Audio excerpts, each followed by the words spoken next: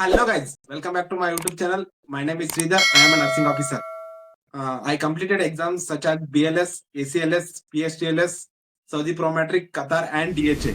In addition that I completed OET also, Occupational English Test. ಇವೆಲ್ಲ exam ಏನಕ್ಕಂತಂದ್ರೆ ಅಬ್ರಾಡ್ಗೆ move ಆಗಕ್ಕೆ, ಬೇರೆ ಕಂಟ್ರೀಸ್ಗೆ move ಆಗಕ್ಕೆ. Like ಅದೇನೆ ಹೇಳಿದ್ನಲ್ಲ, ಅರಬ್ ಕಂಟ್ರೀಸ್ ಆಗಿರ್ಬೋದು, ಯುರೋಪಿಯನ್ ಕಂಟ್ರೀಸ್ ಆಗಿರ್ಬೋದು.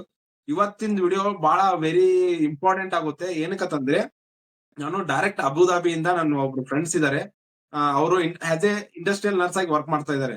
ಸೊ ಅವರಿಂದ ನಾನು ಕನೆಕ್ಟ್ ಮಾಡ್ಬಿಟ್ಟು ಅವ್ರು ಹೆಂಗಿದ್ದಾರೆ, ಅವರು ಯಾವ ತರ ಹೋದ್ರು ಅಂಡ್ ಅಗೇನ್ ಏನ್ ಎಕ್ಸಾಮ್ ಕ್ಲಿಯರ್ ಮಾಡಿದ್ರು, ಅಲ್ಲಿ ಹೋದ್ಮೇಲೆ ವರ್ಕ್ ಪ್ರೆಷರ್ ಯಾವ ತರ ಇದೆ, ಆಮೇಲೆ ಅವ್ರದ್ದು ಸ್ಯಾಲ್ರಿ ಎಷ್ಟು, ಮೇನ್ ಇಂಪಾರ್ಟೆಂಟ್ ಸ್ಯಾಲ್ರಿ ಎಷ್ಟು, ಅದೆಲ್ಲಾನು ಇವತ್ತು ಈ ವಿಡಿಯೋದಲ್ಲಿ ತಿಳ್ಕೊಳ್ಳೋಣ ಅಂತೆ. ಓಕೆ, ವಿಡಿಯೋನ ಸ್ಕಿಪ್ ಮಾಡ್ದೇನೆ ನೋಡ್ತಾ ಇರಿ. ಓಕೆ ಬ್ರೋ, ಇಂಟ್ರೊಡ್ಯೂಸ್ ಮಾಡಿ ನಿಮ್ ಬಗ್ಗೆ ಸ್ವಲ್ಪ. ನನ್ನ ಹೆಸರು ಬಾಲಾಜಿ ಮಾಡಿಗೆ ಅಂತ. ನಾನು ಪ್ರಾಪರ್ ಆಗಿ ವಿಜಯಪುರ ಜಿಲ್ಲೆ ಮುದ್ದೇಬೇಳ ತಾಲೂಕು ಕೊನ್ಕಾಳ್ ಗ್ರಾಮದವನು. ನಂದು ಪ್ರೈಮರಿ ಎಜುಕೇಶನ್ಸ್ ಎಲ್ಲ ಫಸ್ಟ್ ಸ್ಟ್ಯಾಂಡರ್ಡ್ ಫಿಫ್ತ್ ಸ್ಟ್ಯಾಂಡರ್ಡ್ ನಮ್ಮೂರಲ್ಲೇ ಮುಗೀತು. ಆಮೇಲೆ six standard to 10th standard ಬೆಂಗಳೂರಲ್ಲಿ ಒಂದು ವಿಭೂತ್ಪುರ್ ಮಠ ಅಂತ ಇದೆ, ಅಲ್ಲಿ ಶ್ರೀ ವೀರಭದ್ರ ಸ್ವಾಮಿ ಉಚಿತ ವಸತಿ ಶಾಲೆಯಲ್ಲಿ ನಂದು ಕಂಪ್ಲೀಟ್ ಫ್ರೀ ಎಜುಕೇಶನ್ ಆಯ್ತು ಅಲ್ಲಿ. ಅದು ಆದ್ಮೇಲೆ ನಾನು PUC-ಗೆ ಸಿದ್ಧಗಂಗಾ ಮಠಕ್ಕೆ ಹೋದೆ ಬ್ರೋ. ಸಿದ್ಧಗಂಗಾ PU ಕಾಲೇಜಲ್ಲಿ ನಂದು ಫಸ್ಟ್ ಇಯರ್ ಸೆಕೆಂಡ್ ಇಯರ್ ಮುಗೀತು. ಅದಾದ್ಮೇಲೆ ಕಂಪ್ಲೀಟ್ ನಾನು ನರ್ಸಿಂಗು ಸಿದ್ಧಗಂಗಾ ನರ್ಸಿಂಗ್ ಕಾಲೇಜಲ್ಲೇ ನಾನು ನರ್ಸಿಂಗ್ ಮುಗೀತು ಬ್ರೋ. ಓಕೆ, ನೀವು ನೆಕ್ಸ್ಟ್ ಇವಾಗ ನರ್ಸಿಂಗ್ ಮುಗಿದ್ಮೇಲೆ ಏನ್ ಹಾಸ್ಪಿಟಲ್ ಏನಾದ್ರು ಜಾಯ್ನ್ ಆದ್ರ? ಹಾ ಬ್ರೋ, ನಾನು 2 ವರ್ಷ ಹಾಸ್ಪಿಟಲ್ ಕೆಲಸ ಮಾಡಿದ್ದೀನಿ ಬ್ರೋ, ICU ಡಿಪಾರ್ಟ್ಮೆಂಟ್ ಅಲ್ಲಿ ನರ್ಸಿಂಗ್ ಕೋರ್ಸ್ ಮುಗಿದ್ಮೇಲೆ. ಓಕೆ, ಅಂಡ್ ದೆನ್ ನೀವು ಹಾಸ್ಪಿಟಲ್ ಇಂಡಿಯಾದಲ್ಲಿನೇ ಅಂದ್ರೆ ಕರ್ನಾಟಕದಲ್ಲಿನೇ ಮಾಡ್ಬೇಕಾಗಿತ್ತಲ್ಲ, ನೀವು ಏನ್ ಮೋಟಿವೇಶನ್ ಸಿಕ್ತು ನಿಮ್ಗೆ ಅಬ್ರಾಡ್ ಹೋಗಕ್ಕೆ? ಬ್ರೋ, ಒಂದ್ ಥಿಂಗ್ ಅಂತಂದ್ರೆ ಬ್ರೋ, ನಾವು ಈಗ ಇಂಡಿಯಾದಲ್ಲಿ ಕೆಲಸ ಮಾಡಿದ್ರೆ ಒಂದೇದು ಸ್ಯಾಲರಿ ಸ್ಯಾಟಿಸ್ಫ್ಯಾಕ್ಷನ್ ಇರಲ್ಲ. ನಮ್ ಮೇನ್ ಥಿಂಗ್ ಅಬ್ರಾಡ್ ಬರಕ್ ಮೂವ್ ಹಾಕಿ ಮೇನ್ ರೀಸನ್ ಸ್ಯಾಲರಿ ಬ್ರೋ. ಆಯ್ತಾ, ಸ್ಯಾಲರಿಗೋಸ್ಕರನೇ ಬಂದೆ ಇಲ್ಲಿಗೆ. ಮತ್ತೆ ಕಂಪೇರ್ ಟು ಇಂಡಿಯಾ ಇಲ್ಲಿ ಬಂದಾದ್ಮೇಲೆ ನನಗ್ ತಿಳಿದಂದ್ರೆ ಸ್ವಲ್ಪ ಇಲ್ಲಿ ಚೆನ್ನಾಗಿದೆ, ಅಲ್ಲಿಗಿಂತ ಇಲ್ಲಿ ಸಂಬಳ ಚೆನ್ನಾಗ್ ಬರುತ್ತೆ. ಮತ್ತೆ ಒಂದು ನಮ್ ಕೆರಿಯರ್ ಗ್ರೋತ್ ಆಗುತ್ತೆ. ಅಲ್ಲೇ ಇದ್ರೆ ಕೆರಿಯರ್ ಗ್ರೋತ್ ಆಗಲ್ಲ, ಇಲ್ಲಿದ್ರೆ ನಮ್ಗೊಂದು ಬೇರೆ ಕಡೆ ಜರ್ನಿ ಮಾಡ್ದಂಗ್ ಆಗುತ್ತೆ ಬ್ರೋ. ಅದಕ್ಕೆ ನಾನು ಅಬ್ರಾಡ್ ಚೂಸ್ ಮಾಡಿದೆ ಬ್ರೋ ಇಂಡಿಯಾಗೆ. ಓಕೆ ಬ್ರೋ, ಆಯ್ತು ಬ್ರೋ. ಇವಾಗ ನನ್ಗೆ ನಮ್ಮ ಹುಡುಗರಿಗೆ ಸ್ವಲ್ಪ ಗೊತ್ತಿಲ್ಲ ಏನಂತಂದ್ರೆ ಯಾವ ತರ ಪ್ರೊಸೆಸ್ ಮಾಡ್ಬೇಕು, ನೀವ್ ಯಾವ ಎಕ್ಸಾಮ್ ಕ್ಲಿಯರ್ ಮಾಡಿದೀರಾ ಅಂತ. ಸೊ ನೀವು ಯಾವ ಎಕ್ಸಾಮ್ ನ ಕ್ಲಿಯರ್ ಮಾಡಿದ್ರಿ, ಆಮೇಲೆ ಹೆಂಗೆ ಪ್ರಿಪರೇಷನ್ ಯಾವ ತರ ಮಾಡಿದ್ರಿ ಎಕ್ಸಾಮ್ಗೆ, ಸ್ವಲ್ಪ ಎಕ್ಸ್ಪ್ಲೇನ್ ಮಾಡಿ ಬ್ರೋ. ಬ್ರೋ, ಇದು ಮೇನ್ ಅಬುದಾಬಿ ಬರ್ಬೇಕಾದ್ರೆ ಹಾದಿಲ್ಲ DOH ಎಕ್ಸಾಮ್ ಅಂತ ಬರುತ್ತೆ ಬ್ರೋ. ಓಕೆ, ಫಸ್ಟ್ ಎಕ್ಸಾಮ್ ಬರೋಕ್ಕಿಂತ ಮುಂಚೆ ನಾವು ಅಬುದಾಬಿಗೆ ಡಾಟಾ ಫ್ಲೋ ಅಂತ ಸ್ಟಾರ್ಟ್ ಮಾಡ್ಬೇಕು ಬ್ರೋ. ಡಾಟಾ ಫ್ಲೋ ಸ್ಟಾರ್ಟ್ ಮಾಡೋಕ್ಕಿಂತ ಮುಂಚೆ ನಾವು ಗುಡ್ ಸ್ಟ್ಯಾಂಡಿಂಗ್ ಸರ್ಟಿಫಿಕೇಟ್ ತಗೋಬೇಕು ಬ್ರೋ. KNC ಕೌನ್ಸಿಲಿಂಗ್ ಇಂದ ಹೋಗಿ ಒಂದು ಗುಡ್ ಸ್ಟ್ಯಾಂಡಿಂಗ್ ಸರ್ಟಿಫಿಕೇಟ್ ಅಂತ ಬರುತ್ತೆ. ಆ ಸರ್ಟಿಫಿಕೇಟ್ ತಗೊಂಡಾದ್ಮೇಲೆ ಡಾಟಾ ಫ್ಲೋ ಸ್ಟಾರ್ಟ್ ಮಾಡ್ಬೇಕು ಬ್ರೋ. ಡಾಟಾ ಫ್ಲೋ ಸ್ಟಾರ್ಟ್ ಮಾಡಿದ್ರೆ ಅದು 1 ತಿಂಗಳಾಗುತ್ತೆ ಬ್ರೋ. ಎಲ್ಲ ನಾವು ಎಲ್ಲಿ ಹಾಸ್ಪಿಟಲ್ ಕೆಲಸ ಮಾಡಿದೀವಿ, ಮತ್ತೆ ನಾವ್ ಯಾವ ಯೂನಿವರ್ಸಿಟಿ ಅಂಡರ್ ಇದೀವಿ, ಅದೆಲ್ಲ ವೆರಿಫಿಕೇಶನ್ ಆಗುತ್ತೆ. ಅದ್ರ ಜೊತೆಗೆ ನಾವು ಒಂದು ಮೋಪಾ ಅಟೆಸ್ಟೇಷನ್ ಅಂತ ಬರುತ್ತೆ, ಅದನ್ನು ಅದ್ರ ಜೊತೆ ಮಾಡ್ಕೋಬೇಕು. ಒಂದ್ಸಲ ಡಾಟಾ ಫ್ಲೋ ಎಲ್ಲ ಮುಗಿದ್ಮೇಲೆ ಒಂದು ಕ್ರೆಡೆನ್ಶಿಯಲ್ ಅಂತ ಬರುತ್ತೆ ಬ್ರೋ. ಕ್ರೆಡೆನ್ಶಿಯಲ್ ಮುಗೋದಾದ್ಮೇಲೆ ನಾವು DOH ಎಕ್ಸಾಮ್ ಬುಕ್ ಮಾಡ್ಕೊಂಡು, ಆಮೇಲೆ DOH ಎಕ್ಸಾಮ್ಗೆ ನಾನು ಕೇರಳ ಒಂದು ಕೋಚಿಂಗ್ ಸೆಂಟರ್ ಇಂದ ಕೋಚಿಂಗ್ ತಗೊಂಡೆ ಬ್ರೋ. 1.5 ತಿಂಗಳು ನಾನು ಎಕ್ಸಾಮ್ಗೆ 1.5 ತಿಂಗಳು ಪ್ರಿಪರೇಷನ್ ಮಾಡಿದೆ ಬ್ರೋ. ಸಾಕು, 1.5 ತಿಂಗಳು ಪ್ರಿಪರೇಷನ್ ಮಾಡಿದ್ರೆ ಎಕ್ಸಾಮ್ಗೆ ಜಾಸ್ತಿ ಹೊತ್ತು, ದಿನಕ್ಕೆ ಒಂದು 2 ರಿಂದ 3 ಅವರ್ 4 ಅವರ್ ಓದಿದ್ರೆ ಸಾಕು, ಜಾಸ್ತಿ ಏನ್ ಬೇಡ ಅದಕ್ಕೆ. ಒಂದು 1.5 ನಮ್ದು ಕಂಪ್ಲೀಟ್ ಪ್ರೊಸೆಸ್ ಬಂದು ಬ್ರೋ, ನಾವ್ ಇಲ್ಲಿ ಬರ್ಬೇಕಂತಂದ್ರೆ ಒಂದು 2 ಮಂತ್ಸ್ ಆಗುತ್ತೆ ಬ್ರೋ. ಎಕ್ಸಾಮ್ ಬರೋದು ಪಾಸ್ ಆಗಕ್ಕೆ 2 ಮಂತ್ಸ್ ಸಾಕು. ಅದಾದ್ಮೇಲೆ DOH ಎಕ್ಸಾಮ್ ಬರ್ದೆ, DOH ಎಕ್ಸಾಮ್ ಅಲ್ಲಿ ಪಾಸ್ ಆದ್ಮೇಲೆ ಕಂಪನಿಗೆ ನಾವ್ ಎಲ್ಲಿ ಸೆಲೆಕ್ಟ್ ಆಗಿರ್ತೀವಿ ಅಲ್ಲಿ ಲೈಸೆನ್ಸ್ ಆಕ್ಟಿವೇಶನ್ ಮಾಡ್ತಾರ ಬ್ರೋ. ಓಕೆ ಬ್ರೋ, ಇದು ಇನ್ನೊಂದ್ ಏನಂತಂದ್ರೆ ಮೇನ್ ಇಂಪಾರ್ಟೆಂಟ್, ಎಕ್ಸಾಮ್ ಯಾವ ತರ ಇತ್ತು? ಬಹಳ ಹಾರ್ಡ್ಲಿ ಟಫ್ ಬಹಳ ಇತ್ತಾ ಅಥವಾ ಈಸಿ ಅನಿಸ್ತಾ ನಿಮ್ಗೆ? ಯಾವ ತರ ಅನಿಸ್ತಾ ನಿಮ್ಗೆ? ಬ್ರೋ, ನನ್ಗೂ ಎಲ್ರು 1-2-3 ಜನ ಬರ್ತಿದ್ರು ಅಬುದಾಬಿಗೆ. ಕಂಪೇರ್ ಟು ಸೌದಿ ಕತಾರ್ಗೆ ಅಬುದಾಬಿ ಪಾಸಿಂಗ್ ಮಾರ್ಕ್ಸ್ ಜಾಸ್ತಿ, ಮತ್ತೆ ಎಕ್ಸಾಮ್ಸ್ ಹೆವಿ ಟಫ್ ಇರುತ್ತೆ ಅಂತ ಹೇಳಿದ್ರಲ್ಲ. ಅದು ಆದ್ಮೇಲೆ ನಾ ಕೋಚಿಂಗ್ ಸೆಂಟರ್ ಎಲ್ಲ ತಗೊಂಡ್ಮೇಲೆ ಅಲ್ಲಿ ನನ್ಗೆ ತುಂಬಾ ಹೆಲ್ಪ್ ಆಯ್ತು. ಅವರು ಹೇಳೋ ಕ್ವಶನ್ಸ್ ಎಲ್ಲ ರಿಪೀಟೆಡ್ ಕ್ವಶನ್ಸ್ ಬರುತ್ತೆ. ಯಾವುದೇ GCS ಕಂಟ್ರೀಸ್ ಪ್ರೋಮೆಟ್ರಿಕ್ ಆಗಿರ್ಬೋದು, ಇಲ್ಲ DH ಆಗಿರ್ಬೋದು, ಇಲ್ಲ DOH ಎಕ್ಸಾಮ್ಸ್ ಆಗಿರ್ಬೋದು, ರಿಪೀಟೆಡ್. ಈಗ ಒಂದು ಕೋಚಿಂಗ್ ಸೆಂಟರ್ ನಾವು ತಗೊಂಡ್ರೆ ಅವರು ಡೈಲಿ ಬೆಳಗ್ಗೆ 1 ಅವರ್ ಸಂಜೆ 1 ಅವರ್ ಕ್ಲಾಸ್ ತಗೋತಾರಲ್ಲ, ಆ ಕ್ಲಾಸ್ ಅಲ್ಲಿ ಅವ್ರು ಮಾಡೋ ಕ್ವಶನ್ಸ್ ಆಲ್ಮೋಸ್ಟ್ ಅಲ್ಲಿ ರಿಪೀಟ್ ಆಗಿರುತ್ತೆ. ಮತ್ತೆ ನಾವ್ ಒಂದ್ ಸ್ವಲ್ಪ ನರ್ಸಿಂಗ್ ನಾಲೆಜ್ ಎಲ್ಲ ಇದ್ರೆ ಆರಾಮಾಗಿ ಪಾಸ್ ಆಗ್ಬೋದು ಬ್ರೋ. ಅದೇನಂತ ದೊಡ್ಡ ಕಷ್ಟ ಏನಿರಲ್ಲ ಎಕ್ಸಾಮ್. ಹೌದಾ, ಈಸಿ ಆಗಿರುತ್ತೆ ಅಂತೀರಾ ಎಕ್ಸಾಮ್? ಎಕ್ಸಾಮ್ ಈಸಿ ಆಗಿರುತ್ತೆ ಬ್ರೋ. ಅದೇ 1.5 ತಿಂಗಳು ಅಟ್ಲೀಸ್ಟ್ ನೀನ್ ಪರ್ ಡೇ 2 ರಿಂದ 3 ಅವರ್ ಓದಿದ್ರೆ ಸಾಕು ಬ್ರೋ, ಪಾಸ್ ಆಗ್ತೀವಿ. Okay okay bro. And again exam clear ಆದ್ಮೇಲೆ ನೀವು ಏನ್ ಪ್ರೊಸೆಸ್ ಮಾಡಿದ್ರಿ ಬ್ರೋ ಎಕ್ಸಾಮ್ ಕ್ಲಿಯರ್ ಆದ್ಮೇಲೆ? ಬ್ರೋ, ಎಕ್ಸಾಮ್ ಕ್ಲಿಯರ್ ಆದ್ಮೇಲೆ ಮೋಸ್ಟ್ಲಿ ಅಬುದಾಬಿ, ದುಬೈಗೆಲ್ಲ, ಈ ಬೇರೆ ಸೌದಿ ಕಂಟ್ರೀಸ್ಗೆಲ್ಲ ಆದ್ರೆ ಬ್ರೋ ವರ್ಕಿಂಗ್ ವೀಸಾ ಕೊಡ್ತಾರೆ ನನ್ ತಿಳಿದ ಮಟ್ಟಿಗೆ ಬ್ರೋ. ಈ ಅಬುದಾಬಿ, ದುಬೈಗೆಲ್ಲ ವಿಸಿಟಿಂಗ್ ವೀಸಾ ಮೇಲೆ ಕರೆಸ್ತಾರೆ ಕಂಪನಿ. ಯಾಕಂತಂದ್ರೆ ಅರ್ಜೆಂಟ್ ನೀಡ್ ಇದ್ರೆ ನಮ್ಮನ್ನ ವಿಸಿಟಿಂಗ್ ವೀಸಾ ಮೇಲೆ ಕರೆಸ್ತಾರೆ ಬ್ರೋ. ನಾನು ವಿಸಿಟಿಂಗ್ ವಿಸಾ ಮೇಲೆ ಬಂದೆ. ನನಗೆ ಮುಗಿದ್ಮೇಲೆ ವಿಸಿಟಿಂಗ್ ವಿಸಾ ಕೊಟ್ರು ಬ್ರೋ. ಅಂದ್ರೆ ಎಕ್ಸಾಮ್ ಎಲ್ಲ ಮುಗಿದು 15 ದಿವಸಕ್ಕೆಲ್ಲ ವಿಸಾ ಬಂದ್ಬಿಡುತ್ತೆ ನನಗೆ ವಿಸಿಟಿಂಗ್ ವಿಸಾ. ಬೇಗ ಕೊಟ್ರು. ವಿಸಿಟಿಂಗ್ ವಿಸಾ ಬಂದಾಗ ನನಗೆ ಫ್ಲೈಟ್ ಟಿಕೆಟ್ ಎಲ್ಲ ಕಂಪ್ನಿನ ಆಫರ್ ಮಾಡ್ತಿ ಬ್ರೋ. ಫ್ಲೈಟ್ ಟಿಕೆಟ್ ಎಲ್ಲ ಕಂಪ್ನಿ ಆಫರ್ ಮಾಡಿದಾಗ ನಾನು ಅಲ್ಲಿಂದ ಬಂದ್ಮೇಲೆ ಏರ್ಪೋರ್ಟ್ ಇಂದ ಪಿಕಪ್ ಹಿಡಿದು ನನಗೆಲ್ಲ ಮುಂದೆ ಎಲ್ಲಾ ಪ್ರೊಸೆಸ್ಗೂ ಕಂಪ್ನಿ ನನಗೆ ಅಸೆಸ್ ಮಾಡಿದೆ. ಬಂದಾದ್ಮೇಲೆ ಅಲ್ಲಿ ಏರ್ಪೋರ್ಟ್ ಇಂದ ಪಿಕ್ ಮಾಡಿ ಕರೆಕ್ಟ್ ಆಗಿ ಕ್ಲೀನ್ ಆಗಿ ಅಕಾಮಿಡೇಷನ್ ಕೊಟ್ರು. ಅಕಾಮಿಡೇಷನ್ ಚೆನ್ನಾಗಿತ್ತು. ಅದಾದ್ಮೇಲೆ ಒಂದ್ ದಿನ ಒಂದ್ 2 ಡೇಸ್ ಆದ್ಮೇಲೆ ನಮ್ದೆಲ್ಲ ಆಫರ್ ಲೆಟ್ರು ಮತ್ತೆ ನಮ್ ಡಾಕ್ಯುಮೆಂಟ್ ನಮ್ ಪಾಸ್ಪೋರ್ಟ್ ಎಲ್ಲ ಇಸ್ಕೊಂಡು ನಮ್ದು ವರ್ಕಿಂಗ್ ವೀಸಾಗೆ ಇವರು ಕನ್ವರ್ಟ್ ಮಾಡ್ತಾರೆ. ಎಂಪ್ಲಾಯ್ಮೆಂಟ್ ವೀಸಾಗೆ. ಎಂಪ್ಲಾಯ್ಮೆಂಟ್ ವೀಸಾ ಆದ್ಮೇಲೆ ನಮ್ದು ವೀಸಾ ಮೆಡಿಕಲ್ ಅಂತ ಇರುತ್ತೆ. ಆ ವೀಸಾ ಮೆಡಿಕಲ್ ಮುಗಿಸಿದಾದ್ಮೇಲೆ ಅಡ್ನಾಕ್ ಮೆಡಿಕಲ್ ಅಂತ ಬರುತ್ತೆ. ಅಡ್ನಾಕ್ ಮೆಡಿಕಲ್ ಎಲ್ಲ ಮುಗಿಸಿದಾದ್ಮೇಲೆ ಬಯೋಮೆಟ್ರಿಕ್ ಆಗುತ್ತೆ. ಬಯೋಮೆಟ್ರಿಕ್ ಎಲ್ಲ ಆದ್ಮೇಲೆ ಬ್ರೋ ಒಂದು ಎಮಿರೇಟ್ಸ್ ಐಡಿ ಅಂತ ಬರುತ್ತೆ ಬ್ರೋ. ಅಂದ್ರೆ ಇಲ್ಲಿ ಯಾರಾದ್ರೂ ಪೊಲೀಸರೆಲ್ಲ ಕೇಳಿದ್ರೆ ನಾವು ಎಮಿರೇಟ್ಸ್ ಐಡಿ ತೋರಿಸಿದ್ರೆ ಅವ್ರಿಗೆ ಗೊತ್ತಾಗುತ್ತೆ ಇವರು ಇಲ್ಲಿ ವರ್ಕ್ ಮಾಡ್ತಿದ್ದಾರೆ. ಪ್ಲಸ್ ಇಲ್ಲಿ ಒಂಚೂರು ಬೆನಿಫಿಟ್ಸ್ ಲೈಕ್ ಇಲ್ಲಿ ಸಿಮ್ ಕಾರ್ಡು ಎಲ್ಲ ಬೇಕಂತಂದ್ರೆ ಎಮಿರೇಟ್ಸ್ ಐಡಿಗೆ ಒಂದು ರಿಚಾರ್ಜ್ ಇರುತ್ತೆ ಬ್ರೋ. ಪಾಸ್ಪೋರ್ಟ್ ಮೇಲೆ ತಗೊಂಡ್ರೆ ಒಂದು ರಿಚಾರ್ಜ್ ಇರುತ್ತೆ. ಪಾಸ್ಪೋರ್ಟ್ ಮೇಲೆ ತಗೊಂಡ್ರೆ ಕಾಸ್ಟ್ಲಿ ಆಗುತ್ತೆ. ಎಮಿರೇಟ್ಸ್ ಐಡಿ ಅಂತ ಎಲ್ಲ ಇದ್ರೆ ಕಡಿಮೆ ಆಗುತ್ತೆ ಬ್ರೋ. ಹೇಗೆ ನಮ್ಮ ಇಂಡಿಯಾದಲ್ಲಿ ಆಧಾರ್ ಕಾರ್ಡ್ ಬ್ರೋ, ಹಾಗೆ ಇಲ್ಲಿ Emirates ID. Okay okay bro, ನೀವು ಇದು ಎಕ್ಸಾಮ್ ಆದ್ಮೇಲೆ ವೀಸಾ ಬರ್ಬೇಕಂದ್ರೆ ಎಷ್ಟ್ ದಿನ ಕಾಯ್ತೀರಿ ಬ್ರೋ? ನನಗೆ ವಿಸಿಟಿಂಗ್ ವೀಸಾ ಬಂತಲ್ಲ, ಕಂಪನಿ ಫೋನ್ ಮಾಡಿ ಅದೇ ನನಗೆ ವಾರ್ ನಡೆಯುವ ಟೈಮಲ್ಲಿ ನಂದು ಎಕ್ಸಾಮ್ ಎಲ್ಲ ಮುಗಿತು ಬ್ರೋ. ಅವಾಗ ಲೇಟ್ ಆಯ್ತು. ವಿಸಿಟಿಂಗ್ ವೀಸಾ ಎಲ್ಲ 2 ಡೇಸ್ ಅಲ್ಲಿ ಬರುತ್ತೆ ಬ್ರೋ. ಎಂಪ್ಲಾಯ್ಮೆಂಟ್ ವೀಸಾ ಆದ್ರೆ ಸ್ವಲ್ಪ ಲೇಟ್ ಆಗುತ್ತೆ. ಎಂಪ್ಲಾಯ್ಮೆಂಟ್ ವೀಸಾ ಆದ್ರೆ ಬ್ರೋ ನಾವು ಅಲ್ಲೇ ಮೆಡಿಕಲ್ ಪ್ಲಸ್ ಬಯೋಮೆಟ್ರಿಕ್ ಎಲ್ಲ ಊರಲ್ಲೇ ಮುಗಿಸಿ ಬರ್ಬೇಕು. ಅಂದ್ರೆ ಕರ್ನಾಟಕದಲ್ಲೇ ಮುಗಿಸಿ ಬರ್ಬೇಕು. ಇಲ್ಲಿ ಬರ್ಬೇಕಾದ್ರೆ ಇಂಡಿಯಾದಲ್ಲೇ ಮುಗಿಸಿ ಇಲ್ಲಿ ಬರ್ಬೇಕು. ಆದ್ರೆ ವಿಸಿಟಿಂಗ್ ವೀಸಾ ಹಂಗಿರಲ್ಲ. ಇಲ್ಲಿ ಬಂದಾದ್ಮೇಲೆ ಅವರೆಲ್ಲ ಮಾಡ್ತಾರೆ. ನನಗೆ ಇಲ್ಲಿ ಬಂದಾದ್ಮೇಲೆ ನಾನು ಜಾಬ್ ಹೋಗಿಲ್ಲ 15-20 ಡೇಸ್. ಫಸ್ಟ್ ಅದೆಲ್ಲ ನಮ್ಗೆ ಫಸ್ಟ್ ಬಂದ ತಕ್ಷಣ ಅದು ವೀಸಾ ಪ್ರೊಸೆಸ್ ಪ್ಲಸ್ ಮೆಡಿಕಲ್, ಅದಾದ್ಮೇಲೆ ಹೆಡ್ ಕ್ವಾರ್ಟರ್ಸ್ ಅಲ್ಲಿ RPM ಹೆಡ್ ಕ್ವಾರ್ಟರ್ಸ್ ಅಲ್ಲಿ ಇಂಟ್ರೊಡಕ್ಷನ್ ಎಲ್ಲ ಮಾಡ್ತಾರೆ. ಅದೆಲ್ಲ ಇರುತ್ತೆ. ಬಂದ್ಮೇಲೆ ಒಂದು 3 to 4 ಡೇಸ್ ಎಲ್ಲ ಕ್ಲಾಸಸ್ ಎಲ್ಲ ಇರುತ್ತೆ. ಆಮೇಲೆ ಇಲ್ಲಿ ನಮ್ಗೆ ಟ್ರೈನಿಂಗ್ ಎಲ್ಲ ಹಾಕ್ತಾರೆ ಸ್ಟಾರ್ಟಿಂಗ್. ಅಂದ್ರೆ ಈಗ ನಾವು ಕೆಲಸ ಮಾಡೋದ್ರಲ್ಲಿ ಇಂಡಸ್ಟ್ರಿಯಲ್ ಸೈಡ್ ಅಲ್ಲ ಬ್ರೋ. ಇಲ್ಲಿ ಅಬುದಾಬಿ ಅಂತಂದ್ರೆ ಮೇನ್ ಆಯಿಲ್ ಗ್ಯಾಸ್ ಕಂಪನಿಗಳೆಲ್ಲ ಜಾಸ್ತಿ ಇರುತ್ತೆ. ಅದಕ್ಕಾಗಿ ಅವರು ಮೇನ್ H2S ಮತ್ತೆ HSC ಆ ತರ ಕ್ಲಾಸಸ್ ಎಲ್ಲ ಇರುತ್ತೆ ಬ್ರೋ. ಅದು ಡಿಪೆಂಡ್ ಅಪಾನ್ ಯಾವ ತರ ಪ್ರಾಜೆಕ್ಟ್ ಬಗ್ಗೆ ಕೊಡ್ತಾರೋ ಅದ್ರ ಮೇಲೆ ಕ್ಲಾಸಸ್ ಎಲ್ಲ ಅವ್ರು ಅರೇಂಜ್ ಮಾಡಿ ಕೊಡ್ತಾರೆ. ಏನ್ ಅದನ್ನು ಎಕ್ಸಾಮ್ ಬರೋದು ಏನಾದ್ರು ಪಾಸ್ ಆಗ್ಬೇಕಿರುತ್ತೆ ಅದು ಆತರ? ಅದು ಏನಿಲ್ಲ ಬ್ರೋ, ಜಸ್ಟ್ ಕ್ಲಾಸ್ ಮಾಡಿರ್ತಾರಲ್ಲ, ಕ್ಲಾಸ್ ಮಾಡಿದಾದ್ಮೇಲೆ ಎಂಡಲ್ಲಿ ಒಂದು 15 to 20 ಕ್ವಶನ್ಸ್ ಡಿಪೆಂಡ್ ಅಪಾನ್ ಅಲ್ಲಿ ಕ್ಲಾಸ್ ಅಲ್ಲಿ ಏನ್ ಡಿಸ್ಕಸ್ ಮಾಡಿರ್ತಾರೆ ಅದೇ ಕ್ವಶನ್ಸ್ ಇರುತ್ತೆ ಅಷ್ಟೇ ಅಲ್ಲಿ. ಓಕೆ ಓಕೆ ಆ ಕ್ವಶನ್ಸ್ ನ ನಾವು ಅಲ್ಲೇ ಬರೆದು ಅವರು ನಮ್ಗೆ ಯಾರು ಅಲ್ಲಿ ಟ್ರೈನರ್ ಇರ್ತಾರಲ್ಲ ಅವರು ಅಲ್ಲೇ ಇದು ಮಾಡ್ಕೊಡ್ತಾರೆ ಅಷ್ಟೇ. ಓಕೆ ಬ್ರೋ, ಇನ್ನೊಂದ್ ಮೆನ್ಷನ್ ಮಾಡಿದ್ರಿ ನೀವು ಒಂದು ಎಷ್ಟು 2 ವೀಕ್ಸ್ ಅಲ್ಲೇ ಇದ್ರೆ ತಂದ್ರಿ ವಿತೌಟ್ ಜಾಬ್, ಅಂದ್ರೆ ಜಾಬ್ ಹೋಗದೆ ಇರಾಗ. ಆ ಟೈಮಲ್ಲಿ ಹೆಂಗೆ ಏನು ಅವ್ರ ಸ್ಯಾಲ್ರಿ ಎಲ್ಲ ಕೊಟ್ರ, ಫುಡ್ ಗಿಡ್ ಎಲ್ಲ ಕೊಟ್ರ ಹೆಂಗೆ ನೀವು? ಇಲ್ಲ ಬ್ರೋ, ಆ ಟೈಮಲ್ಲಿ ಅವರು ಸ್ಯಾಲ್ರಿ ಕೊಡಲ್ಲ ಬ್ರೋ. ಅಂದ್ರೆ ನಾವು ವಿಸಿಟಿಂಗ್ ವಿಸಾ ಮೇಲೆ ಬಂದಿರ್ತೀವಿ. ಸ್ಯಾಲ್ರಿ ಕೊಡ್ಬೇಕಂತಂದ್ರೆ ಅಕೌಂಟ್ ಆಗ್ಬೇಕು. ಅಕೌಂಟ್ ಆಗಕ್ಕೆ ಎಮಿರೇಟ್ಸ್ ಐಡಿ ಬೇಕು. ಕಂಪನಿಯಲ್ಲಿ ನಮ್ ಜಾಬ್ ಎಲ್ಲ ಸ್ಟಾರ್ಟ್ ಆಗ್ಬೇಕಂತಂದ್ರೆ ರೆಸಿಡೆನ್ಸಿಯಲ್ ವೀಸಾ ತೋರಿಸ್ಬೇಕು, ಅವ್ರು ಎಂಪ್ಲಾಯ್ಮೆಂಟ್ ವೀಸಾ ತೋರಿಸ್ಬೇಕು ಕಂಪನಿ. ಅದೆಲ್ಲ ನನ್ನ ಹತ್ರ ಇರ್ಲಿಲ್ಲಲ್ಲ. ನಾವು ವಿಸಿಟಿಂಗ್ ವೀಸಾ ಬಂದೆ. ಅದಕ್ಕೆ ಅವ್ರು ಬೇಗ ಬೇಗ ಎಲ್ಲ ಮಾಡಿ ಒಂದು 15 ನಾನು ಬಂದು April 24 ಬಂದು mid night 12 o'clock 1 o'clock land ಆಗಿದ್ದೇನೆ ಬ್ರೋ. ಅದಾದ್ಮೇಲೆ May 12th ನನ್ ಜಾಯ್ನಿಂಗ್. ಹತ್ತತ್ರ ಒಂದು 15 ದಿನದಲ್ಲೆಲ್ಲ ಕೆಲಸ ಕೊಟ್ರು ನಾನು. ಓಕೆ, ಮತ್ತೆ ಅವಾಗ ನೀವು ಎಕ್ಸ್ಪೆನ್ಸಸ್ ಎಲ್ಲ ಹೆಂಗೆ ಯಾವ ತರ ಮಾಡಿದ್ರಿ ನೀವು? ಅಮೌಂಟ್ ಎಷ್ಟು ತಗೊಂಡಿದ್ರಿ? ಬರ್ಬೇಕಾದ್ರೆ ಅದೊಂದು ಇರುತ್ತೆ ಬ್ರೋ. ಈಗ ನಾವು ವಿಸಿಟಿಂಗ್ ವಿಸಾ ಮೇಲೆ ಬರ್ತಿದೀವಿ ಅಂತಂದ್ರೆ, ನಾನು ಈಗ ಅಬುದಾಬಿಗೆ ಯಾರಾದ್ರೂ ನರ್ಸಸ್ ಎಲ್ಲ ಬರ್ತಾರಲ್ಲ, ಯಾವ್ದೇ ಕಾರಣಕ್ಕೂ ಏರ್ಪೋರ್ಟ್ ಅಲ್ಲಿ ನೀವು ನರ್ಸಸ್ ಅಂತ ಹೇಳ್ಬೇಡಿ. ಅಲ್ಲಿ ವೆರಿಫಿಕೇಶನ್ ಇರುತ್ತಲ್ಲ, ಅಲ್ಲಿ ನರ್ಸಸ್ ಅಂತ ಹೇಳ್ಬೇಡಿ. ಯಾಕಂದ್ರೆ ನರ್ಸಸ್ ಅಂದ್ರೆ ರಿಜೆಕ್ಟ್ ಮಾಡ್ಬಿಡ್ತಾರೆ. ನಂತರ ವಿಸಿಟಿಂಗ್ ವಿಸಾ ಮೇಲೆ ಎಂಪ್ಲಾಯ್ ನಾನು ಇಲ್ಲಿ ಬಂದು ಕೆಲಸ ಹುಡುಕ್ತೀನಿ ಅನ್ನೋಕೆ ಪರ್ಮಿಷನ್ ಇರಲ್ಲ. ವಿಸಿಟಿಂಗ್ ವಿಸಾ ಅಂತಂದ್ರೆ ಟೂರಿಸಂಗೆ ಬರಬೇಕು, ಇಲ್ಲ ಏನಕ್ಕಾದ್ರೂ ಒಂದು ರೀಸನ್ ಇಟ್ಕೊಂಡ್ ಬರ್ಬೇಕು, ಇಲ್ಲ ಫಂಕ್ಷನ್ ಇದೆ ಆತರ ಏನಾದ್ರು. ನೀನ್ ಏನಕ್ಕೆ ಹೋಗ್ತೀನಿ ಅಂತ ಕೇಳಿದ್ರು ನಾನು ಜಸ್ಟ್ ಟೂರಿಸಂ, ನನ್ನ ಫ್ರೆಂಡ್ಸ್ ಇದಾರೆ, ನಾವು ಜಸ್ಟ್ ವಿಸಿಟಿಂಗ್ ಹೋಗ್ತಿದೀವಿ ಅಂತ ಹೇಳಿದೆ ಅಷ್ಟೇ. ಅದಾದ್ಮೇಲೆ ಒನ್ ಮೋರ್ ಥಿಂಗ್ ಬ್ರೋ, ಇಲ್ಲಿ ನರ್ಸಸ್ ಮೇನ್ ನಮ್ ಕರ್ನಾಟಕದಿಂದ ಉತ್ತರ ಕರ್ನಾಟಕ ಹುಡುಗರು ಯಾರು ಸ್ಪೆಷಲ್ ಇಲ್ಲಿ ಬರೋರು ಇದ್ರೆ ಬರ್ತಾರಲ್ಲ,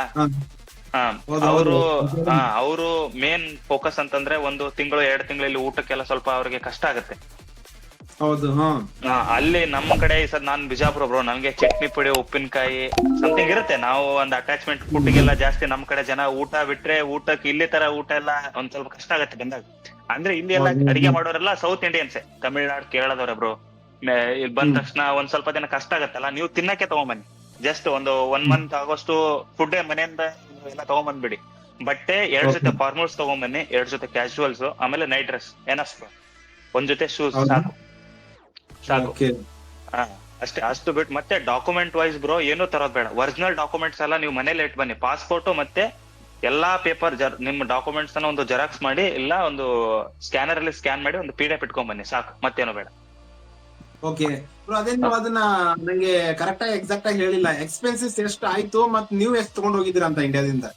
ನಾನ್ ಬರ್ಬೇಕಾದ್ರೆ ಒಂದು 50,000 ತಗೊಂಡ್ ಬಂದಿದ್ದೆ ಬ್ರೋ. ಅಂದ್ರೆ ವಿಸಿಟಿಂಗ್ ವೀಸಾ ಮೇಲೆ ಬರ್ತಿದೀವಿ ಅಂತಂದ್ರೆ ಮಿನಿಮಮ್ ಅಕೌಂಟ್ ಬ್ಯಾಲೆನ್ಸ್ ತೋರಿಸ್ಬೇಕು ಇದ್ರಲ್ಲಿ ನಮ್ಮ ಅಲ್ಲಿ ಇನ್ ಕೇಸ್ ವೆರಿಫಿಕೇಶನ್ ದಲ್ಲಿ ಕೇಳ್ತಾರೆ ಎಷ್ಟು ಅಮೌಂಟ್ ತಗೊಂಡ್ ಹೋಗ್ತಿದ್ದೀರಾ ಹಾಗೆ ಹೇಗೆ ಅಂತ. ನಿಮ್ ಹತ್ರ ಕ್ರೆಡಿಟ್ ಕಾರ್ಡ್ ಇದ್ರೆ ಓಕೆ, ನೋ ಇಶ್ಯೂಸ್, ಒಂದು 20-25 ಸಾವಿರ ಅಕೌಂಟ್ ಅಲ್ಲಿ ಇಡಿ. ಕ್ರೆಡಿಟ್ ಕಾರ್ಡ್ ಇರ್ಲಿಲ್ಲ ಅಂತಂದ್ರೆ ನಾವು ಒಂದು 50,000 ಅಕೌಂಟ್ ಅಲ್ಲಿ ಇಟ್ಕೊಂಡ್ರೆ ಸಾಕು ಬ್ರೋ. ಮತ್ತೆ ಇನ್ನೊಂದು, ಇಲ್ಲಿ ಬರ್ಬೇಕಾದ್ರೆ ನಾವು ಕರೆನ್ಸಿ ಎಕ್ಸ್ಚೇಂಜ್ ಮಾಡ್ಬೇಕು ಬ್ರೋ. ಏರ್ಪೋರ್ಟ್ ಅಲ್ಲಿ ಎಕ್ಸ್ಚೇಂಜ್ ಮಾಡಬೇಡಿ. ಏರ್ಪೋರ್ಟ್ ಅಲ್ಲಿ ಹೆವಿ ಟ್ಯಾಕ್ಸ್ ಹಾಕ್ತಾರೆ. ಅಂದ್ರೆ ಒಂದು ನಾವು ಈಗ ಹತ್ತತ್ರ ನನ್ನ ಪ್ರಕಾರ ಒಂದು 25,000 ಕೊಟ್ರೆ ನಮ್ಗೆ ಒಂದು 26,000 25,000 ಕೊಟ್ರೆ 1,000 AD ಏನೋ ಇಲ್ಲಿ ಅಮೌಂಟ್ ಬರುತ್ತೆ. ಏರ್ಪೋರ್ಟ್ ಅಲ್ಲಿ ಹೆಂಗಂತಂದ್ರೆ ನಾವು 20,000 ಕೊಟ್ರೆ ಒಂದು 600-700 ಅಷ್ಟೇ ಕೊಡ್ತಾರೆ. ಅದಕ್ಕೆ ನನ್ಗೆ ತಿಳಿದ ಮಟ್ಟಿಗೆ ಚರ್ಚ್ ಸ್ಟ್ರೀಟ್ ಮತ್ತೆ ಶಿವಾಜಿನಗರ್ ಅಲ್ಲೆಲ್ಲ ಒಂದು ಮನಿ ಎಕ್ಸ್ಚೇಂಜಿಂಗ್ ಆಫೀಸ್ ಇರೋದು ಚೆಕ್ ಮಾಡಿ, ಅಲ್ಲೆಲ್ಲ ಕಡಿಮೆ ಇರುತ್ತೆ ಅಮೌಂಟ್. ಅವರು ಕಮಿಷನ್ ಕಮ್ಮಿ ತಗೊಂಡು ಅಮೌಂಟ್ ಕೊಡ್ತಾರೆ. 1,000 AD ಸಾಕು ಬ್ರೋ. ಬಂದು ಒಂದು ತಿಂಗಳಿಗೆ ಇಲ್ಲಿ ಊಟಕ್ಕಷ್ಟೇ ನಮ್ದು ಎಕ್ಸ್ಪೆನ್ಸ್ ಇರುತ್ತೆ. ರೂಮ್ ಎಲ್ಲ ಅವ್ರದೇ ಇರುತ್ತೆ, ಮತ್ತೆ ಟ್ರಾನ್ಸ್ಪೋರ್ಟ್ ಎಲ್ಲ ಅವ್ರದೇ ಇರುತ್ತೆ. ಕ್ಯಾಬ್ ಇಂತೆಲ್ಲ ಹೋಗ್ಬೇಕಂತ ನೀವು ಮೆಸೇಜ್ ಮಾಡಿದ್ರೆ ಅವ್ರು ಕ್ಯಾಬ್ ಪ್ರೊವೈಡ್ ಮಾಡ್ತಾರೆ. Okay okay bro. ದೆನ್ ಇನ್ನೊಂದ್ ಏನಂತಂದ್ರೆ ಬ್ರೋ, ನೀವು ವಿಸಾ ತಗೊಂಡ್ರಿ, ಎಲ್ಲ ಹೋದ್ರಿ, ಆಮೇಲೆ ಅಲ್ಲಿ ಏರ್ಪೋರ್ಟ್ ಅಲ್ಲಿ ಇಳಿದ್ರಿ. ನೆಕ್ಸ್ಟ್ ನೀವು ಅಲ್ಲಿ ಹೆಂಗೆ ನೆಟ್ವರ್ಕ್ ಯಾವ ತರ ಮೊಬೈಲ್ ಸಿಮ್ ತಗೊಂಡ್ರ, ಹೆಂಗ್ ಕಾಂಟ್ಯಾಕ್ಟ್ ಮಾಡಿದ್ರಿ ನೀವು ಡೈರೆಕ್ಟ್ ಆಗಿ ಹೋದ್ಮೇಲೆ? ಬಂದಾಗ ಸಿಮ್ ತಗೊಂಡ್ ಬಂದಿದ್ದಲ್ಲ ಬ್ರೋ. ನಾನು ಬಂದ್ಮೇಲೆ ಏರ್ಪೋರ್ಟ್ ಅಲ್ಲಿ ಅವ್ರು ವೈಫೈ ಇಟ್ಕೊಂಡು ಅಲ್ಲೇ ಕನೆಕ್ಟ್ ಮಾಡಿದೆ. ಡ್ರೈವರ್ ಕ್ಯಾಬ್ ಅಲ್ಲಿ ಬಂದು ನಮ್ ಕರ್ಕೊಂಡು ಹೋದ್ರು. ನಾನು ಮತ್ತೆ ಅಕೊಮಡೇಷನ್ ಹೋದ್ಮೇಲೆ ನನ್ನ ಅಕೊಮಡೇಷನ್ ಎಲ್ಲ ಇಂಡಿಯನ್ಸ್ ಇದ್ರು. ಆಲ್ಮೋಸ್ಟ್ ಆಲ್ ಕೇರಳ ಮತ್ತೆ ತಮಿಳ್ನಾಡದವ್ರು ಇದ್ರು. ಮತ್ತೆ ನಂದೊಂದು ಗಾಡ್ ಗ್ರೇಸ್ ಅಂತಂದ್ರೆ ನನ್ನ ಅಕೊಮಡೇಷನ್ ಎಲ್ಲ ಕರ್ನಾಟಕದವ್ರು ಇದ್ರು ಒಬ್ರು, ಉಡುಪಿ ಅವರು. ಅವ್ರು ಹೆಲ್ಪ್ ಮಾಡಿದ್ರು. ಆಮೇಲೆ ಪಾಸ್ಪೋರ್ಟ್ ತಗೊಂಡು ಸಿಮ್ ತಗೊಂಡೆ ಬ್ರೋ. ಒಂದು ತಿಂಗಳು ಹೆಂಗಿದ್ರು ವಿಸಿಟಿಂಗ್ ವಿಸಾ ಇತ್ತಲ್ಲ, ವಿಸಿಟರ್ ಅಂತ ಹೇಳಿ ಸಿಮ್ ತಗೊಂಡು ಆ ಸಿಮ್ ಯೂಸ್ ಮಾಡ್ತಾ ಇದ್ದೆ. ಅದರಲ್ಲಿ ಸ್ವಲ್ಪ ನೆಟ್ ಎಲ್ಲ ಬರೋದು. ಆಮೇಲೆ ಕಂಪನಿ ಸೈಡ್ ಎಲ್ಲ ಹೋದಾಗ ವೈಫೈ ಎಲ್ಲ ಸಿಗೋದು, ವೈಫೈ ಯೂಸ್ ಮಾಡ್ಕೊತಿದ್ದೆ. Okay bro. ಇನ್ನೊಂದ್ ಬ್ರೋ, ನೀವು ಎಷ್ಟು ಇಷ್ಟೆಲ್ಲ ಮಾಡ್ಬೇಕಂದ್ರೆ ಏಜೆನ್ಸಿಗೆ ಎಷ್ಟು ಪೇ ಮಾಡಿದಿರಂತ ಅಮೌಂಟ್? ಬ್ರೋ ಏಜೆನ್ಸಿಗೆಲ್ಲ ಪೇ ಮಾಡಿಲ್ಲ ಬ್ರೋ. ಈ ನಾನ್ ಬಂದಿರೋ RPM ಕಂಪನಿ ಬೇರೆ ಯಾವ ಏಜೆನ್ಸಿ ಥ್ರೂ ಕರ್ಕೊಂಡ್ ಬರಲ್ಲ. ಕೇರಳದಲ್ಲಿ ಒಂದೇ ಒಂದು ಏಜೆನ್ಸಿ ಇದೆ, ಅವರೇ ಇಂಟ್ರೂ ಮಾಡ್ತಾರೆ ನಮಗೆ. ವರ್ಷದಲ್ಲಿ ಇವರೊಂದು 3-4 ಸಲ ಇಂಟ್ರೂ ಮಾಡ್ತಾರೆ. ಚೆನ್ನೈಯಲ್ಲಿ ಒಂದ್ಸಲ ಇಂಟ್ರೂ ಮಾಡ್ತಾರೆ, ಕೇರಳ ಕೊಚ್ಚಿಯಲ್ಲಿ ಒಂದ್ಸಲ ಇಂಟ್ರೂ ಮಾಡ್ತಾರೆ, ಬೆಂಗಳೂರಲ್ಲಿ ಒಂದ್ಸಲ ಇಂಟ್ರೂ ಮಾಡ್ತಾರೆ. ನಾನು ನವೆಂಬರ್ 2025 ಅಲ್ಲಿ ಚೆನ್ನೈಯಲ್ಲಿ ಇಂಟ್ರೂ ಹೋದಾಗ ಹೋಗಿ ಡೈರೆಕ್ಟ್ ಇಂಟ್ರೂ ಕೊಟ್ಟಿದ್ದೆ, ಅಲ್ಲಿ ಸೆಲೆಕ್ಟ್ ಆಗಿದ್ದೆ ಬ್ರೋ.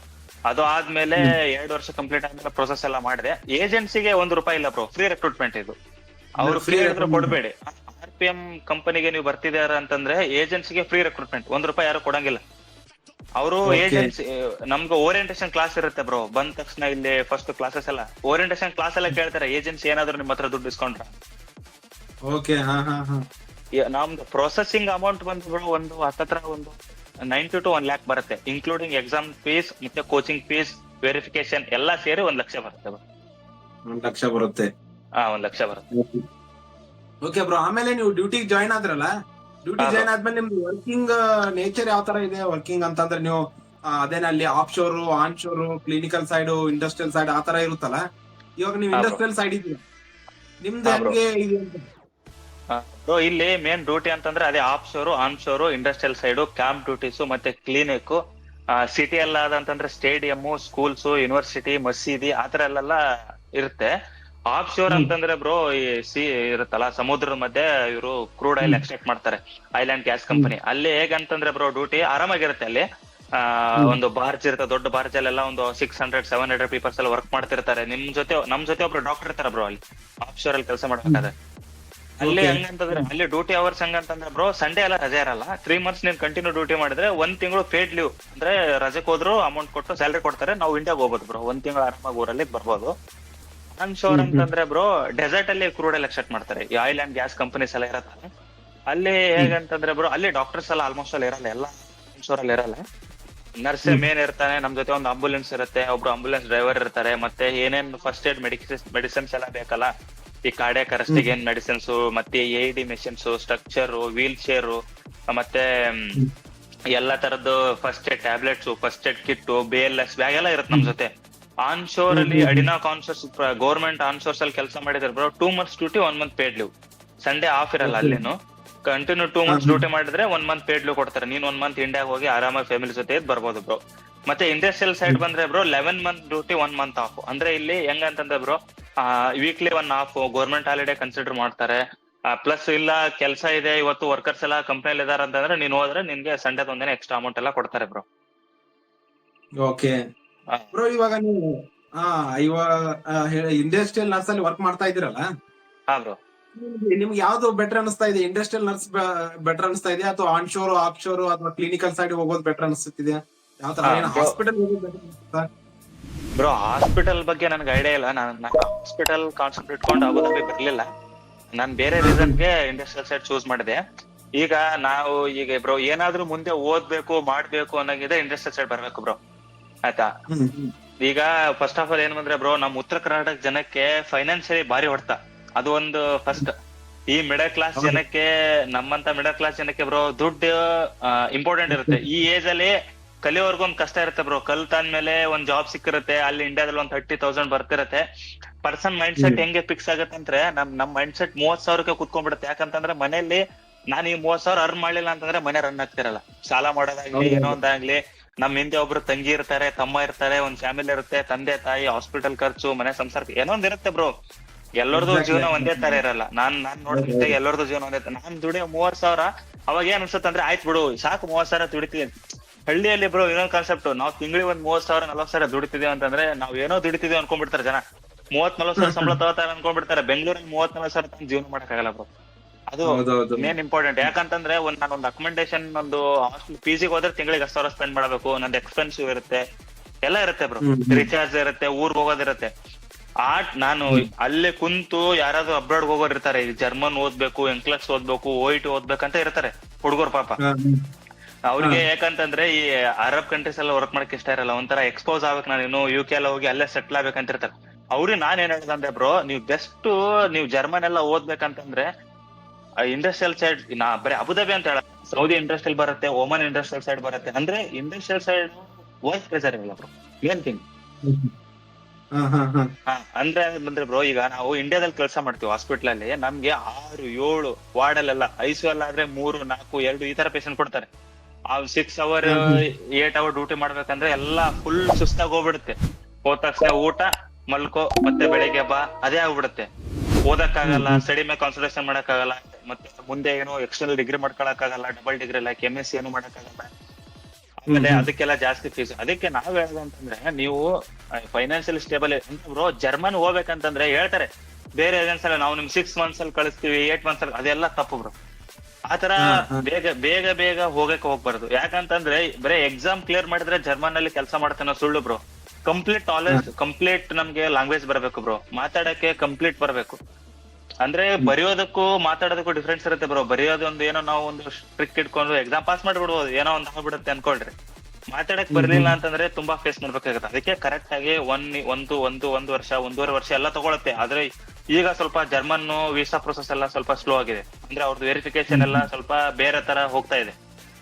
ಅದಕ್ಕೆ ನೀವು ಇಲ್ಲಿ ಬಂದು ಇಂಡಸ್ಟ್ರಿಯಲ್ ಸೈಡ್ ತಗೊಂಡ್ಬಿಡ್ಬೇಕು. ಅಂದ್ರೆ ಜರ್ಮನ್ ಓದೋರೆಲ್ಲ ಆಫ್ಶೋರ್ ತಗೊಳಕ್ಕಾಗಲ್ಲ ಬ್ರೋ. ಯಾಕಂತಂದ್ರೆ ಆಫ್ಶೋರ್ ಅಲ್ಲಿ ಕ್ಯಾಮ್ರಾ ಇರಲ್ಲ, ಮತ್ತೆ ಲೊಕೇಶನ್ ಇರೋ ಮೊಬೈಲ್ಸ್ ಅಲ್ಲ ಇರಲ್ಲ. ಅದು ಗೌರ್ಮೆಂಟ್ ರೂಲ್ಸ್ ಇಲ್ಲಿ. ಅವರು ಓದಕ್ಕೆಲ್ಲ ಆಗಲ್ಲ. ಮತ್ತೆ ಆಫ್ಶೋರ್ ಅಲ್ಲೇ ಇರ್ಬೇಕಾಗತ್ತೆ. ಪ್ಲಸ್ ಒಂದ್ ಸ್ವಲ್ಪ 600-700 ಜನ ಡಾಕ್ಟರ್ ಇರ್ತಾರೆ. ಮತ್ತೆ ಇನ್ ಕೇಸ್ ಏನಾದ್ರು ಎಮರ್ಜೆನ್ಸಿ ಬಂದ್ರೆ ನಾವೆಲ್ಲ ಮಾಡಿ ಹೆಲಿಕಾಪ್ಟರ್ ಇಲ್ಲ ಬರುತ್ತೆ ಅಲ್ಲಿಗೆ ಬಂದಾಗೆಲ್ಲ ಹಾಸ್ಪಿಟಲ್ ಶಿಫ್ಟ್ ಮಾಡೋದು. ಸ್ವಲ್ಪ ಆಫ್ಶೋರ್ ಅಲ್ಲಿ ಸ್ವಲ್ಪ ಕೆಲಸ ಇರುತ್ತೆ ಬ್ರೋ, ಆಯ್ತಾ. ಅಲ್ಲಿ ಓದ್ಬೋದು, ಆದ್ರೆ ಕ್ಯಾಮ್ರಾ ಎಲ್ಲ ಇರಲ್ಲ. ನಾನು ಕ್ಲಾಸ್ ಎಲ್ಲ ತಗೊಂಡ್ರೆ ವಿಡಿಯೋ ಕಾನ್ಫರೆನ್ಸ್ ಎಲ್ಲ ಮಾಡಕ್ಕಾಗಲ್ಲ, ಏನೂ ಇರಲ್ಲ. ಅಲ್ಲ ಇರಲ್ಲ ಬ್ರೋ, ಗೌರ್ಮೆಂಟ್ ಅಲ್ಲಿ ಸ್ಟ್ರಿಕ್ಟ್. ನಾನು ಆಫ್ಶೋರ್ ಹೋಗ್ತೀನಿ ಅಂತಂದ್ರೆ without camera less and GPS less mobile ತಗೊಂಡ್ ಹೋಗ್ಬೇಕು. ಅವರು ಇವಾಗ ನಿಮ್ ಪ್ರಕಾರ ಯಾವ್ದು ಬೆಟರ್ ಅನ್ಸುತ್ತೆ ನಿಮ್ಗೆ? ನಮ್ ಪ್ರಕಾರ ಓದೋರ್ಗೆಲ್ಲ ಇಂಡಸ್ಟ್ರಿಯಲ್ ಸೈಡ್ ಬೆಟರ್ ಬ್ರೋ. ಓದೋರ್ಗೆ ಇಂಡಸ್ಟ್ರಿಯಲ್ ಸೈಡ್ ಬೆಟರ್. ಓದೋರ್ಗೆಲ್ಲ ಇಂಡಸ್ಟ್ರಿಯಲ್ ಸೈಡ್ ಬೆಟರ್. ಮತ್ತೆ ಸ್ವಲ್ಪ ಜನ ಇರ್ತಾರೆ ಮನೆಯಲ್ಲಿ ಪ್ರಾಬ್ಲಮ್ ಇರುತ್ತೆ ಅಂದ್ರೆ, ನಾನು ಅಟ್ಲೀಸ್ಟ್ 3 ತಿಂಗಳಿಗೆ ಒಂದ್ಸಲ ಊರ್ಗ್ ಹೋಗ್ಬೇಕು, 2 ತಿಂಗಳಿಗೆ ಒಂದ್ಸಲ. ಅಂದ್ರೆ ನಾನ್ ಹೇಳ್ತೀನಿ ಬ್ರೋ, ಇಲ್ಲಿ ಬಂದ ತಕ್ಷಣ ಆಫ್ಶೋರ್ ಕೊಡ್ತಾರೆ ಅಂತ ನಾನು ಹೇಳಕ್ಕಾಗಲ್ಲ, ಆಯ್ತಾ. ಅದು ಡಿಪೆಂಡ್ ಅಪಾನ್ ಕಂಪನಿ ಮೇಲೆ. ಆದ್ರೆ RPM ಅಲ್ಲಿ ಜಾಸ್ತಿ ಆಫ್ಶೋರ್ ಇದೆ. ಒಂದ್ 6 months ವೇಟ್ ಮಾಡಿದ್ರೆ ಸಿಗುತ್ತೆ. ಕಷ್ಟ ಏನಾದ್ರು ಇದ್ರೆ ನಾವು ರಿಕ್ವೆಸ್ಟ್ ಮಾಡ್ಕೊಂಡ್ರೆ ಕೊಡ್ತಾರೆ.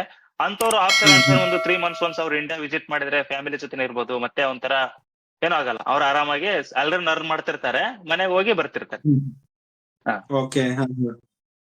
ಅಂದ್ರೆ ಇವಾಗ ನಿಮ್ ಪ್ರಕಾರ ಹೇಳ್ತಾ ಇದ್ದೀರಾ, ಏನಾದ್ರು ನಾವು ಮನೆಗೆ ಹೋಗ್ಬೇಕಾಗಿತ್ತು ಜಾಸ್ತಿ ಹೋಗ್ಬೇಕಾಗಿತ್ತು ಅಂದ್ರೆ ಆನ್ಶೋರ್ ಆಫ್ಶೋರ್ ಓಕೆ. ನಾವು ಓದ್ಬೇಕಾಗಿತ್ತು ಅಂದ್ರೆ ಇಂಡಸ್ಟ್ರಿಯಲ್ ಸೈಡ್ ಬೆಟರ್ ಅಂತ ಹೇಳ್ತಾ ಇದೀರಾ. Better better bro. Okay bro, ಇವಾಗ ನೀವು ಅದೇನೆ ಹೇಳಿದ್ರಿ ಇದು ಓಟಿ ಅಮೌಂಟ್ ಎಲ್ಲ ಬರುತ್ತಂತ. ಎಷ್ಟು ಅಮೌಂಟ್ ಅರ್ನ್ ಮಾಡ್ಬೋದು ಬ್ರೋ ಓಟಿ ಅನ್ನೆಲ್ಲ?